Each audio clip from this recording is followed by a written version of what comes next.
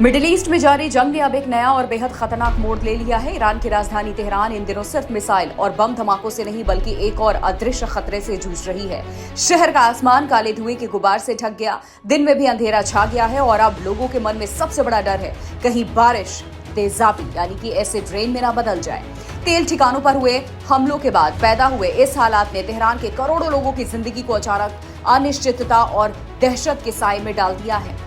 रविवार को तेहरान के कई इलाकों में लोगों ने आसमान की तरफ देखा तो उन्हें नीला आसमान नहीं बल्कि काले धुएं की मोटी चादर दिखाई दी। शहर के ऊपर उठता ये धुआं तेल ठिकानों और रिफाइनरियों पर हुए हमलों के बाद लगी भीषण आग से निकल रहा था। विस्फोट इतने बड़े थे कि कई किलोमीटर दूर तक आग की लपटें देखी जा सकती थी। इन धमाकों के बाद कई तेल टैंक और स्टोरेज डिपो में आग लग गई, जिसने पूरे इलाके को धुएं और जहरीले गैस से भर दिया।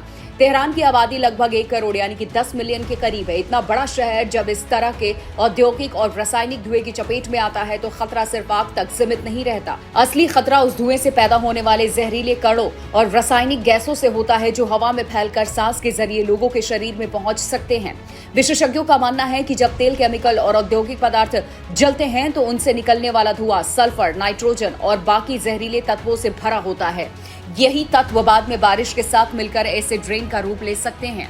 इसी खतरे को देखते हुए ईरान की रेड क्रिसेंट सोसाइटी ने लोगों के लिए एक विशेष चेतावनी जारी की है। रेड क्रिसेंट ने कहा है कि तेल ठिकानों पर हुए विस्फोट और आग के कारण वातावरण में भारी मात्रा में जहरीले कण फैल गए हैं। अगर मौसम में बदलाव होता है और बारिश होती है तो ये बारिश सामान्य नहीं बल्कि जहरीली एसिड रेन हो सकती है। ऐसी बारिश सीधे त्वचा के संपर्क में आने पर केमिकल बर्न का कारण बन सकती है और सांस के जरिए शरीर में जाने पर फेफड़ों को गंभीर नुकसान भी पहुंचा सकती है। हालात इतने गंभीर है कि रेड क्रिसेंट ने लोगों से अपील की है कि वो जितना संभव हो सके घरों के अंदर ही रहे। खास तौर पर बच्चों, बुजुर्गों और सांस से जुड़ी बीमारियों से पीड़ित लोगों को बाहर निकलने से मना किया गया है। सोशल मीडिया प्लेटफॉर्म पर भी पोस्ट में संगठन ने साफ कहा कि काले धुएं के बीच में बारिश होने की स्थिति में लोग घरों से बाहर न निकले और किसी भी तरह के खुले संपर्क से बचें। लोगों को ये भी सलाह दी गई है अगर किसी ने धुएं या प्रदूषित कणों को सांस के जरिए अंदर ले लिया हो तो वो नमकीन पानी से गरारे करें और चेहरे, आंखों को साफ पानी से धोएं। ये उपाय पूरी तरह से सुरक्षा की गारंटी नहीं देता, लेकिन इससे कुछ हद तक रासायनिक कणों के प्रभाव को कम किया जा सकता है। तेहरान में फैल रहे धुएं का असर सिर्फ स्वास्थ्य तक सीमित नहीं है बल्कि शहर की सामान्य जिंदगी भी बुरी तरह प्रभावित हो गई है। कई इलाकों में लोग मास्क पहनकर ही घरों से निकल रहे हैं। स्कूल और दफ्तर में भी उपस्थिति कम हो गई है।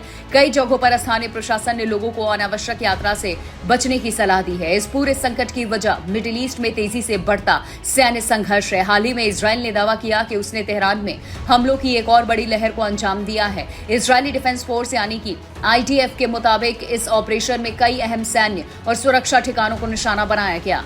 सूत्रों के हवाले से IDF ने यह भी बताया कि किस तरीके से तेहरान में हमलों की एक नई लहर पूरी कर ली गई है। इस ऑपरेशन में लगभग 50 एम्यूनिशन बंकर को निशाना बनाया गया। इसके अलावा एक बासिज बेस, इंटरनेशनल सिक्योरिटी और कमांड सेंटर, साथ ही इस्लामिक रिवोल्यूशनरी गार्ड कॉर्प्स यानी कि IRGC की ग्राउंड फोर्स के एक बड़े कंपाउंड पर भी हमला किया गया। इजरायल का कहना है कि ये सभी ठिकाने इजरायली शासन की सुरक्षा और सैन्य गतिविधियों से जुड़े अहम केंद्र थे। IDF के अनुसार इंटरनेशनल सिक्योरिटी फोर्स और बासिज बेस ईरान की आर्म्ड फोर्स का हिस्सा है और इनका इस्तेमाल लंबे समय से सुरक्षा अभियानों और आंतरिक नियंत्रण के लिए किया जाता है। बासिज फोर्स खास तौर पर ईरान में विरोध प्रदर्शनों को नियंत्रित करते हैं, गिरफ्तारियां करने और रणनीतिक जगहों की सुरक्षा के लिए जानी जाती हैं। वहीं IRGC यानी कि रिवोल्यूशनरी गार्ड ईरान की सबसे ताकतवर सैन्य ताकतों में से एक मानी जाती है जो देश की रक्षा रणनीति और क्षेत्रीय अभियानों में बड़ी भूमिका निभाती है। हालांकि इन सैन्य लक्ष्यों के साथ साथ तेल ठिकानों और औद्योगिक इलाकों को हुए नुकसान ने हालात को और जटिल बना दिया। तेल रिफाइनरियों और स्टोरेज टैंक में लगी आग सिर्फ आर्थिक नुकसान नहीं पहुंचाती बल्कि पर्यावरण और सार्वजनिक स्वास्थ्य के लिए भी बेहद बड़ा खतरा बन जाती है।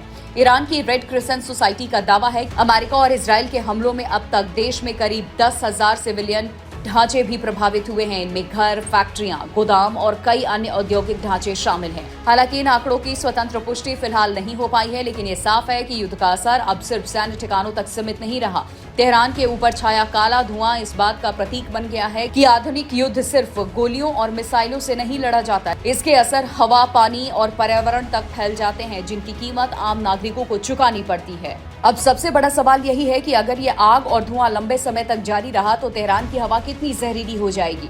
क्या सच में बारिश एसिड रेन में बदल सकती है? और अगर ऐसा हुआ तो 1 करोड़ की आबादी वाले इस शहर के लिए इसका क्या मतलब होगा। मिडिल ईस्ट की इस जंग ने पहले ही हजारों लोगों की जिंदगी बदल दी है, लेकिन तेहरान के आसमान में फैला ये काला धुआं नए खतरे की चेतावनी दे रहा है।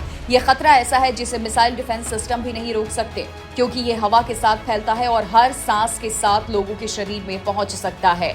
यही वजह है कि आज तेहरान में सिर्फ बम धमाकों की आवाज से ही नहीं, बल्कि आसमान से गिरने वाली संभावित तेजाबी बारिश के डर से भी दहशत फैली है। लोग अपने घरों की खिड़कियां बंद कर रहे हैं, बच्चों को बाहर निकलने से रोक रहे हैं और आसमान की तरफ देख करके बस यही दुआ कर रहे हैं कि ये काला धुआं जल्द छट जाए।